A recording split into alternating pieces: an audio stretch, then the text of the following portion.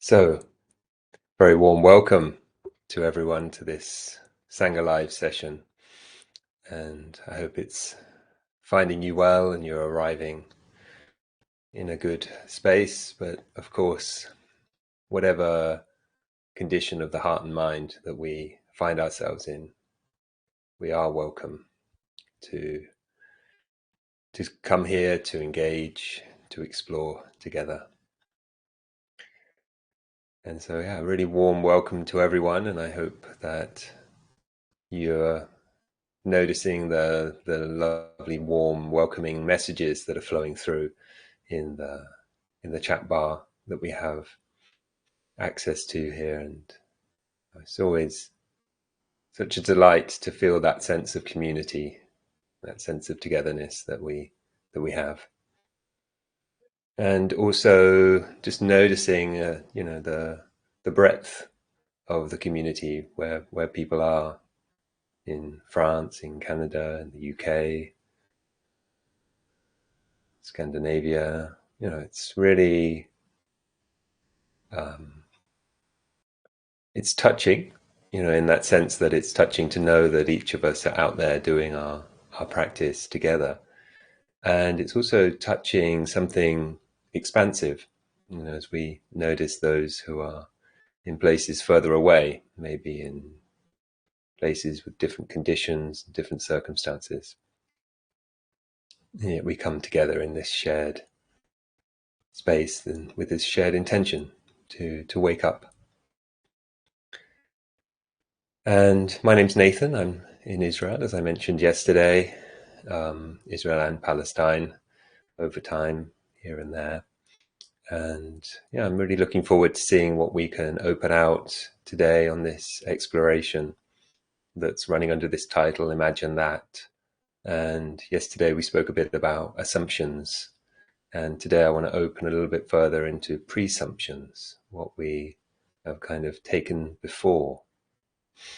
So I'll speak a little bit about that, but also just to mention, if you have any challenges with the technology, really feel invited to use the chat to let us know about that. Sometimes the issues with the stream could be coming from my end, um, and there's always a chance of that. And it's good to know if you're having any challenges and see if there's anything I need to do. So if you notice a message pop up in the chat of someone saying, it's frozen, I can't hear, or anything like that, and things are fine for you, um, then just let us know, and that'll help kind of define how things are going. Um, yeah, so I'm going to share a little reflection, as I say, about presumptions that we add into our experience, and then we'll have a nice kind of half hour or so of practice together. Then we'll open out into a time where you can offer your reflections, your questions into the space, and we can use the chat for that. So when we get to that point, I'll kind of say a bit more, but what's helpful, if there is a question that comes up at some point, that you just type in kind of capital letters question, and that'll kind of help it stand out a little bit so I can look through the chat and respond to what's alive for you, um, and all of that. So we'll take a bit of time now for the reflection. So many of you will know that a particular way that challenges and difficulties appear for us is actually through a principle that the Buddha Dharma speaks about as 5 hindrances. And the fifth of those hindrances is often called doubt. And I just want to say a little bit about doubt, how it plays its part on our path, and also how it plays its part in our lives. Now, doubt can free us. Actually, it's just the very thing of having doubt about things. It can actually be liberating. It can actually be opening doors, bringing questioning to experience. So it can free us, liberate us, but it can also freeze us make us freeze, make us stop, make us hesitate, make us not be able to engage. So there needs to be a middle way. Many of you will know that these Buddha Dharma teachings are actually often phrased as the middle way. And that middleness is also there to be an appropriate amount of doubt about our experience. Yeah. But also heading in an appropriate direction. Okay, so like just to help it kind of embed in our minds, in a way, there's a Goldilocks of doubt. Yeah, so remember Goldilocks, not too hot, not too cold, somewhere in that sweet spot, that middle way of doubt, just enough that it kind of opens things up and doesn't freeze us, but also in the right place, on the right things. So we don't want to doubt ourselves as a person who has capabilities, right? But we might want to doubt the activities that are coming through us at times. We might want to doubt the activities that are coming through others, the activities that are coming through in our culture. Yeah. So we can bring some good questioning and investigation and exploration. And so for me, this speaks about what am I presuming to be true? Okay. And let's just speak a little bit about kind of an inward and an outward presumption of what we might presume to be true, okay, and where it gets challenging. So the underestimation of oneself, like the kind of powerlessness, only external forces could free us, right? And so here we don't want to presume there's nothing I can do. Right? There's always something I can do, even if it just means turning the dial a little bit. And so, one of the ways that I like to explain this is, could you imagine making your situation right now, and this is probably true of any moment, could you imagine making it worse? Getting more tight, getting more stressed, getting more agitated, getting more reactive, being less skillful, yeah? Hurting, harming, anything like that. Could you imagine making it worse? And because of maybe the negativity bias, and also just because we're intelligent beings, we can imagine making it worse. So, firstly, celebrate you're not making it worse, right? And that's, so don't underestimate yourself because you're not making it worse than it could possibly be. And then, if you can, start moving it in that direction, the opposite direction, right? Moving it in the opposite direction of making it worse. So if we imagine more tension, we might imagine more release. If we imagine more contraction, we might imagine opening a bit more. And inclining, finding our way to do those things. So never presume there's nothing I can do. That's a real underestimation of our activity. Yeah. We should not also interpret the Buddha Dharma as there's actually nothing to do. Just accept, just open, just tolerate. That's not the kind of way. It's not that salvation comes in inactivity or salvation, freedom comes in death. But that's not the Buddha Dharma. There's a lovely poem by Kabir, and Kabir, not a Buddhist, but also wouldn't declare himself to be Hindu, Muslim, anywhere in that thing. Kind of this undefinable poet of Indian origin. If you don't break your ropes while you're alive, do you think ghosts will do it after? And he says, hope for the guest while you are alive. If you don't break your ropes while you're alive, do you think ghosts will do it after? So, both don't underestimate yourself. You can disentangle. But also, the goal is not, to postpone. It is to engage, to act.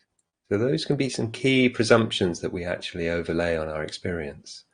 And then acceptance kind of gets taken from something that's useful and appropriate at certain times to actually a path factor. Yeah, and kind of a dependency. This is what we're doing. We just open, accept, let things happen. The second presumption, and could say mainly we're thinking about this in an outward direction into the world, that reality is something that happens from its own side. and is something that this particular lens of perceiving right now is kind of showing, oh, that's how it really is. Naive realism. And even though, it does feel like that, what it seemed like just before also felt like that. And what it seemed like just before that and before that, right? And what we might say is that there's kind of these internal contradictions for us. It's like, oh, this is reality. And, you know, you can say this about the mind in general, and we could also say this particularly about naive realism. The mind has no shame in contradicting itself. And in this way, if you remember the Edgar Allan Poe quote that we have, in this way, it's like a dream. You know how a dream doesn't care about consistency. It's like, well, this person, and now they've turned into another person, or perhaps even another manifestation, or they just disappear and landscapes change and all those things. It's like that willingness just to say, oh yeah, no, this is how things really are. I've come to my senses. And that is the implication of naive realism, a key presumption in our experience.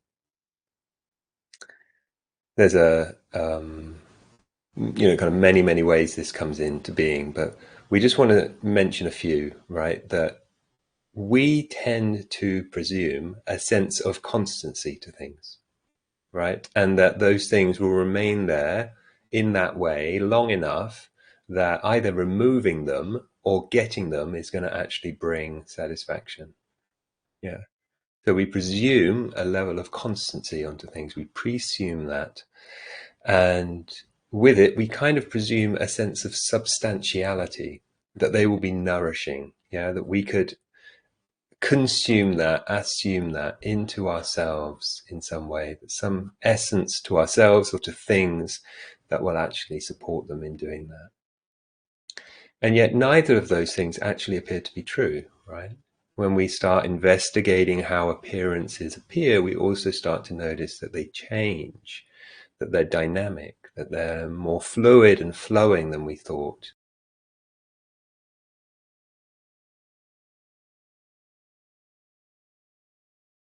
That particular in that moment and in that way of relating to them in that way. So all appearances are without their own being, without their own way of being, right? And so we project that onto them, and then we relate to them in those ways, in those reactivity ways, which is speaking back to the other kinds of hindrances, the greediness, the aversiveness, the grabbing onto, the pushing away actions, which are, the felt sense of dukkha, of stress, distress. They depend on a sense of constancy, because if things aren't sticking around, why would we, engage with them in ways that treat them as if they are? And if they don't have substantiality, essence from their own side, independent from our way of relating to them,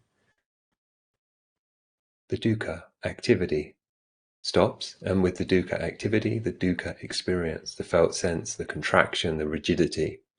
Okay. And so that is why seeing things as constant, seeing things as substantial from their own side, having their own essence, their own being, rather than an activity space that also depends on our way of looking at them, is called wrong view, avidya, delusion. To think reality appears as we perceive it. And this experience is resolved by right view, by samadhi, seeing well, and by questioning, by bringing in a bit of healthy doubt.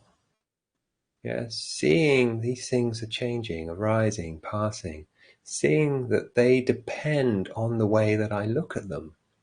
So when I look at things as changing, passing, inconstant, what happens to them? They become more dynamic, more fluid, more flexible, more malleable, and actually, in an interesting way, quite more delightful and mysterious. And all of that feels good, opens out space, allows the heart to open, allows the being, the body to relax and to open and to energize, and all of that just through bringing a bit of healthy questioning and bringing a kind of an upgraded version of perception. And we call it an upgraded version of perception, not because it's better in and of itself, but because it relieves and releases dukkha, right? And so that's the fundamental point of the Buddha Dharma, is we don't sink into utter confusion. We just arrive at this question: what relieves stress, distress, suffering, agitation, reactivity? Okay, so that's what we're talking about. There's a fundamental presumption of constancy, a fundamental presumption of substantiality to things, and we're going to start questioning that, not to make, you know, ourselves agitated or you know, more than something, you know, but actually to help relief and release dukkha and wake up from this dream, yeah, in a good way. So invite you into your meditation shape, posture, and just finding something that's going to feel comfortable enough to be in for the next half an hour, that you'll also be able to stay relatively bright with your attention. And we'll practice looking at inconstancy, what is called in the Pali anicca, not permanent, not constant, anicca, transience. Notice whatever sounds are around you are inconstant. They don't last,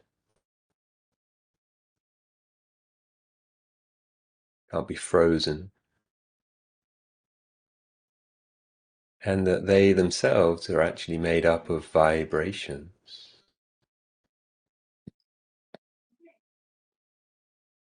They have their fluctuations of volume, of frequency, of amplitude.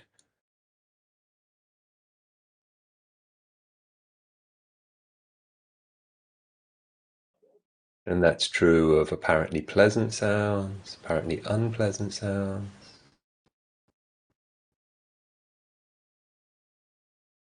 and even the silence behind the sounds.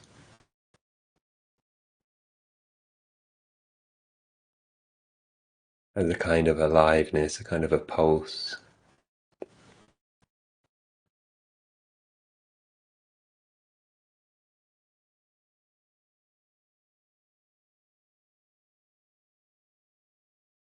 So we can rest the attention outwardly, wide open awareness, and just notice how sounds arise, remain, and pass.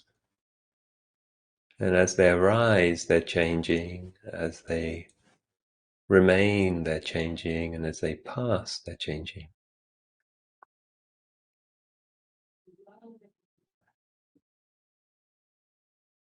So you can feel invited to hold the attention out this way, if you wish to.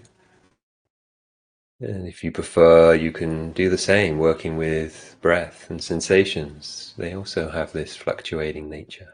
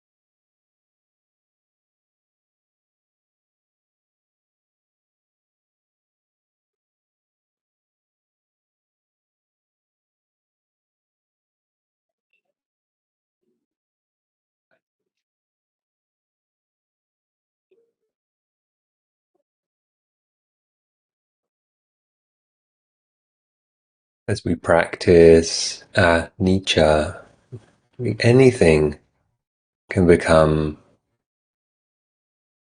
seen as inconstant. Mindfulness is inconstant. Sometimes it's there and we're with the sounds or with the breath and sensations. And then we're off in a thought. And then we remember. And then we forget. We have energy and then it passes. Adopt a wider sense there. It's like, nothing is constant really, is it? Nothing is constant. And yet I expect it to be. Interesting. And then opening that attention wider into that field of what we're attending to, whether that's the sounds now or the sensations, and just letting the attention be guided as much as possible into one area.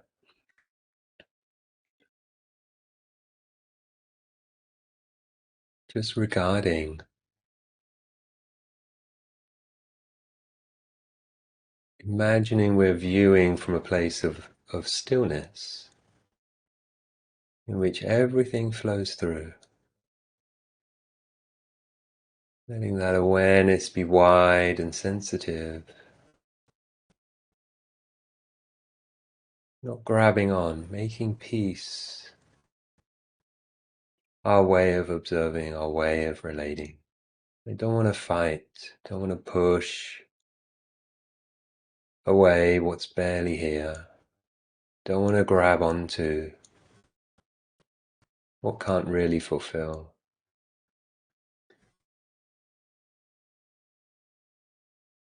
But I also want to be there, sensitive, moved, open to feel.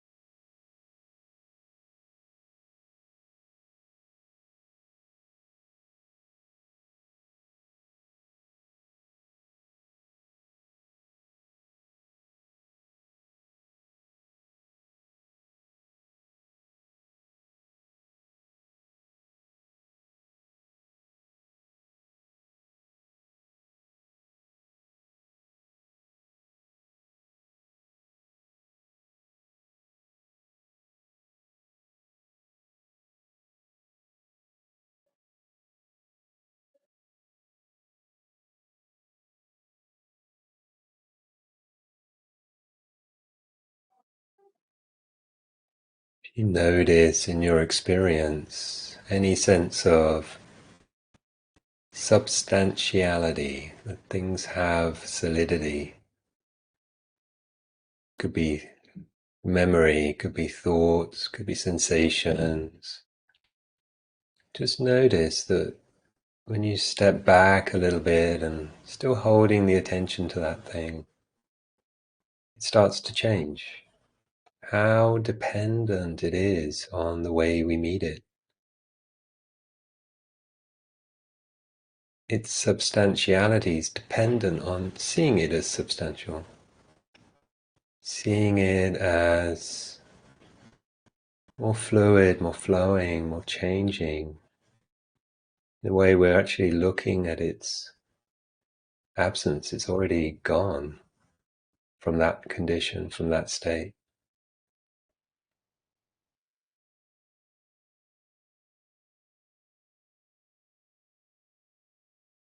And we don't need to speed up our anicca perception, getting more higher shutter speeds to really see life as it really is. It's more to see that it's arising, dependent on how we're looking at it, dependent on how we're meeting it. And it's freeing to see it as more fluid, more flowing, less constant, less solid. It changes how we relate.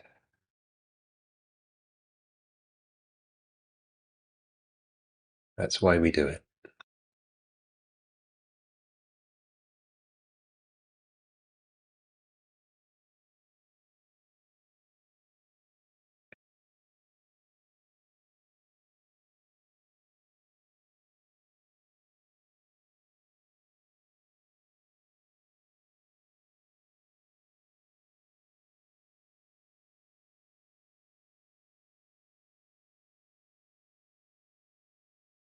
And really, we can see that everything that appears changes.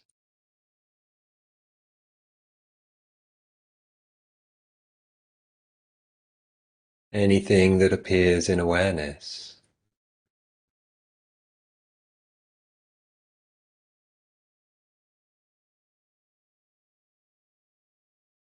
changes.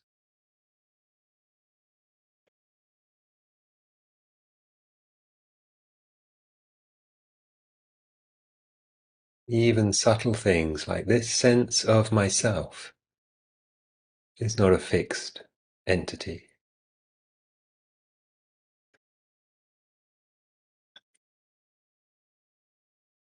This quality of my attention, this sense I have of awareness, paying attention, revealing, knowing, experience.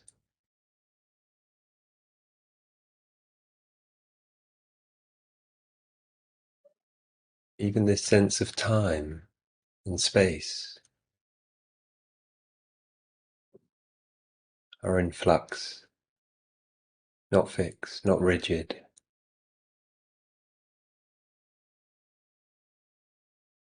So in that mysterious fluidity, just attending to what appears and what disappears with that kind attention, it brings us close to our intention of meaningfulness in life.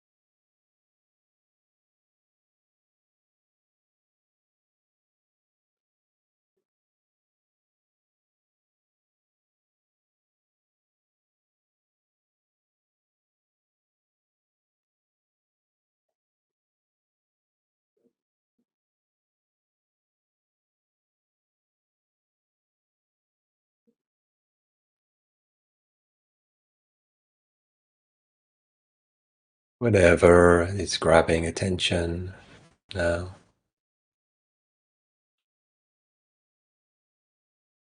seeing that it's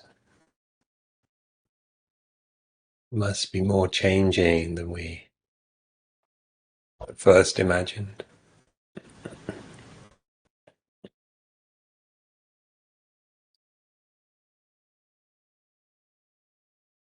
Allowing, letting be, letting go,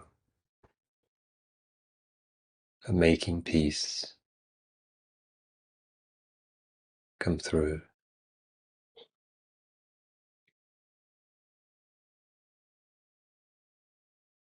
Quite often, though, we might hear a teaching about inconstancy, think more in terms of impermanence.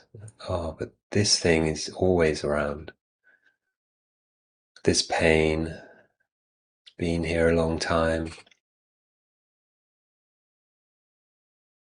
If it's possible, coming to something that feels challenging, feels blocked or a little unpleasant, noticing that maybe it's in the body and we can just open the space around it until we get a sense of where does it stop being unpleasant, becomes a little bit more neutral. And you might need to expand that space really wider than the body itself, where that valence of the experience becomes tolerable.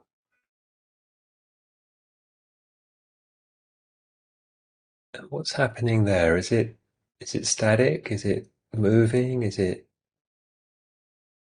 billowing like a cloud?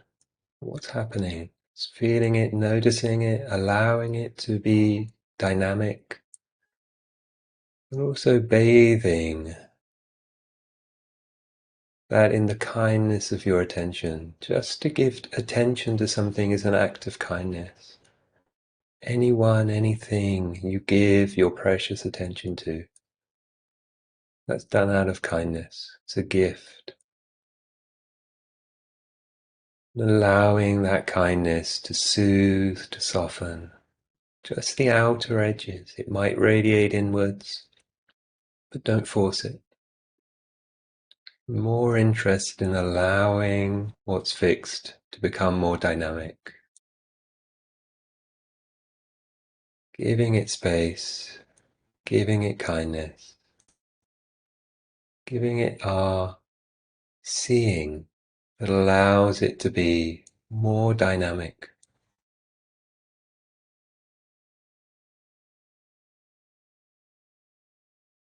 You might breathe into it or listen into it. So there's that mindfulness of breathing, that attention of kindness, noticing and allowing for dynamics, for flux.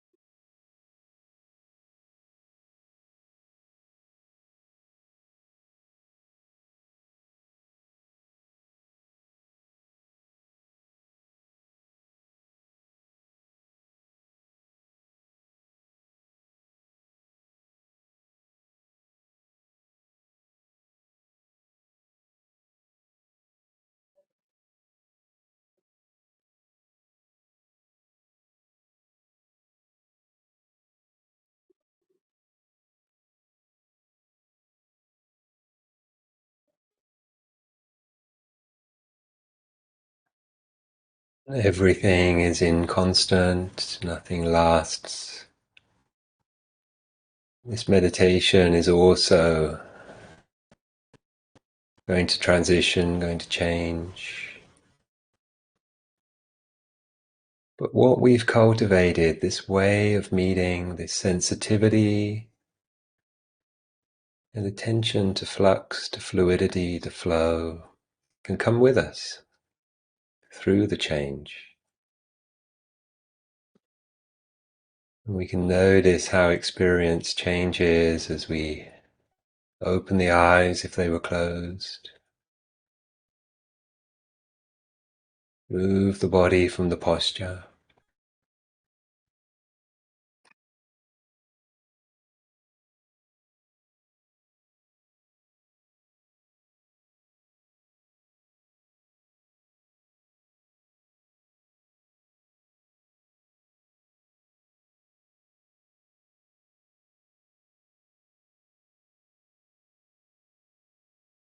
And there's this curious, almost paradoxical outcome from practice that as we take a posture of stillness, we find that everything is moving.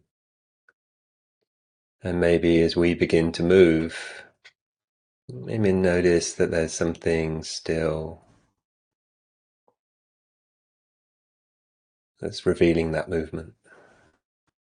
An interesting aspect of life.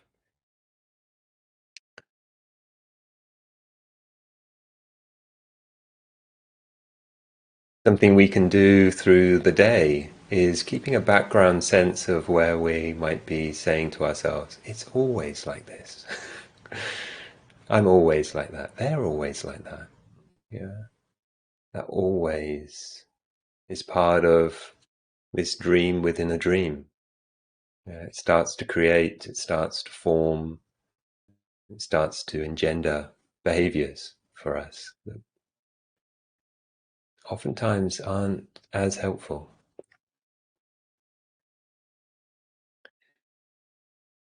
So we can notice that, we can pay attention to that, and we can explore if that's helpful to drop it. So we'll have a bit of time if there are any kind of questions, reflections around this aspect of this theme today, but also how do we bring any of these practices to the rest of our lives? How do we keep this alive? And also your reflections are really invited and welcomed. And kind of a fundamental point with these teachings is that we are adopting a different view. We're not giving up on views. And when we have a view, it has a presumption, it has an assumption to it, right? But we're kind of upgrading the assumptions, presumptions. We're not saying, I will make no presumptions and assumptions because, that's just not possible, as far as I know. If you know it is possible, then it might be interesting to unpack that and see if we can find a way of meeting our views together and seeing, this is something that we sometimes say. Teachers may say, have no expectations, hold no views, those kinds of things, but that's got a lot of views and a lot of expectations embedded in them. Yeah, it's just particular ways of looking, particular ways of perceiving. So while we wait for some questions to come through, just a reminder that this is a freely offered session and you're really free to receive it. There's no expectation from you particularly to have to give something. If you're in a position where you can't, really feel that this is offered to you. And I know it's not easy to receive these kinds of things at times, and there can be a feeling of guilt and of shame, but have none, please, because we want you to be here and you contribute so much by being here. And those of us who can afford right now to give a bit more, we can give, we can contribute, we can share, we can participate, and know that we're doing so on behalf of others, so that these gifts, these practices, someone's mentioning, feeling a real sense of peace through the morning meditation. That's just lovely to hear, and maybe you have that, may you give that peace back out into the world. In that same way, what we receive, we give, we participate, we co-create, we move through in these ways. And allowing these sessions to be offered on dana, freely given, freely received, it really opens that possibility for us to move with those things and to support ourselves and support each other And yeah, really bless you all for your practice and for bringing this alive. It's so lovely to come into this space and explore these kinds of teachings together. So no questions so far, which is lovely. Maybe the anicca teaching, the inconstancy, often called impermanence teaching, is already kind of alive and present for you. Um, but it's one that really goes very, very deep, and it actually reveals something that's often overlooked initially. Yeah, we might say that it's the truth of how things are, and that might feel comfortable for us, and we might want to go with that view and say, yeah, this is how things really are. That they are all inconstant, because look, when you look at them, you see that that's how they are, right?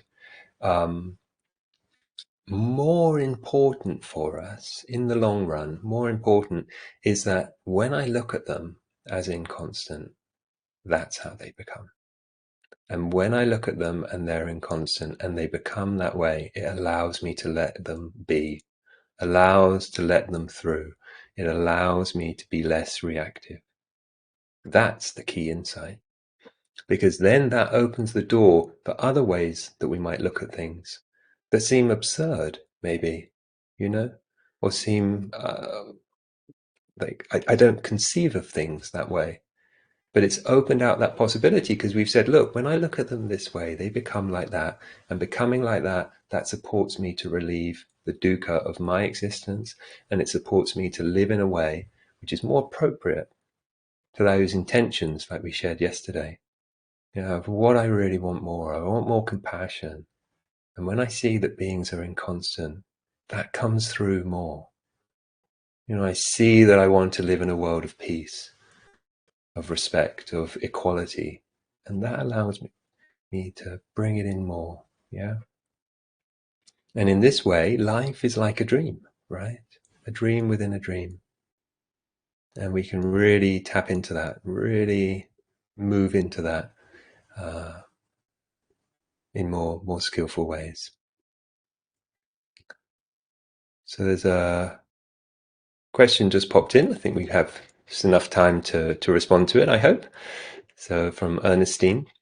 I find it really hard sometimes to believe that I can affect change also in relation to my own emotions, when it seems like change occurs so slow. How do you accept the reality that changing mental patterns is very hard while still staying motivated? Yeah, thanks for that, Ernestine. And what we're what we're kind of trying to do is such a delicate dance between taking control of the situation, and kind of like bringing it into the kind of state and condition that we want to see, and do that through our emotions, through our mental patterns, through all of that, and you know also not like grabbing the steering wheel and say, right, now I'm in charge, now I'm in control, now I'm going to make all the differences. And that middle way between powerlessness and I am in control, when we can find that middle way of saying, I can make a difference. Yeah. Go make a difference. Go mad. Make a difference. MAD. Make a difference. Can I make a difference to this? And what I like to remember is that there's kind of like two mythologies in the teachings. I think particularly in the Zen teachings, there's this kind of sudden awakening view that just wake up all of a sudden and you're all the way through, and another path which is like the gradual awakening, step by step. And there are many people in the sudden awakening school who actually see that it actually came quite gradually to them. And some people in the gradual school who said, well, it just like flipped at one point. So it's like both views, they're just different views of like this unfolding experience. But if we take this kind of gradual view, step by step, and it's like if you found the volume knob on your hi-fi, maybe a bit outdated kind of idea, but you turn it, it's a dial, you turn it, turn it, turn it. Just notice that you can turn it a little bit. Yeah, it starts to ease the experience just a little bit. So we took that idea that we found something, like for me, oh, my neck, it's really tight, it's there, and it's always going to be there. So we can take it through the physicality. We can kind of see, like giving that the more space to find out where it's um, able to be related to in a more dynamic way, and then we start breathing the kindness into that, the breathing those kind of things. And we say, well, is that making a big difference or a small difference? And it's making a gradual difference, and then all of a sudden we might find it's made a sudden difference for us. So in a sense, have high expectations of what we can do, right? But also in the moment, it's step by step on a gradual path. Can I ease this just a little bit? Can I, when I find myself not being exactly where I know I can be, can I not judge myself for that, but actually pick myself up and just turn that dial again just a little bit, allowing me to release, to let go, and have a glimpse of a bit more freedom. And many times that's enough. That's enough for us. And the reason why it can be enough for us is actually that we just compare that moment to this next moment. Yeah. Remember those moments when you're coming out of a cold and you've been feeling really rough? You're not fully perfect, but it's kind of a bit of excitement of like, oh my goodness, I'm getting back. And that improvement can be so helpful for us that we actually can see that maybe that's enough. It's significant and it's supportive. So we'll have more time and actually going to probably touch into more of these kinds of experiences. And I've noticed a few more questions have come through, and I will jot those down and respond to those tomorrow as best I can. All right. So really wish you well, and really thankful that we're here together exploring these things, and look forward to seeing you later on in the week when you can make it.